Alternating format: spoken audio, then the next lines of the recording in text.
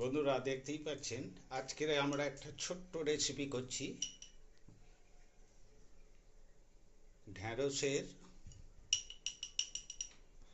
সর্ষে বাটা দিয়ে ঝাল। দেখতেই পাচ্ছেন ঢ্যাঁড়সটাকে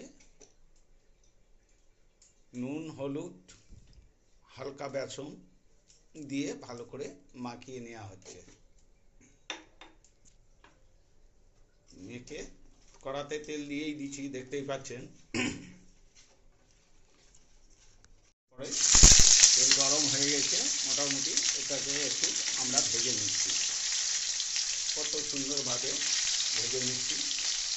দেখতেই পাচ্ছেন বন্ধুরা, ঢ্যাঁড়সটা ভাজা হয়ে গেছে অলরেডি। এইবারে আবার আমরা সর্ষের তেল হালকা করে দিলাম, তার সাথে একটু কালো জিরে, তারপরে দিচ্ছি টমেটো, কেটে রাখা টমেটো দিয়ে দিলাম, দিয়ে একটু নেড়ে চেড়ে নেওয়া হচ্ছে। স্বাদ মতন একটু চিনি দেওয়া হচ্ছে, পরিমাণ মতন নুন, পরিমাণ মতন হলুদ। দেখতেই পাচ্ছেন কত সুন্দর একটা সিম্পলে ছোট্ট রেসিপি, সর্ষে বাটা ভেন্ডি দিয়ে একটা ঝাল দিচ্ছি।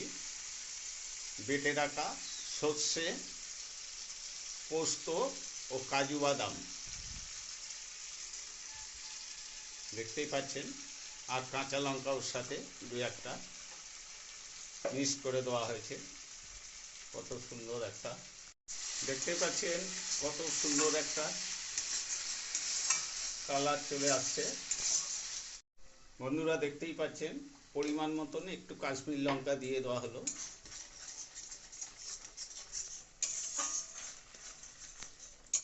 ভেজে রাখা ঢ্যাঁড়সগুলো এবারে দিয়ে দেওয়া হলো, ওপর দিয়ে একটু হালকা করে জল দিয়ে দেওয়া হচ্ছে পরিমাণ মতন, দেখতেই পাচ্ছেন।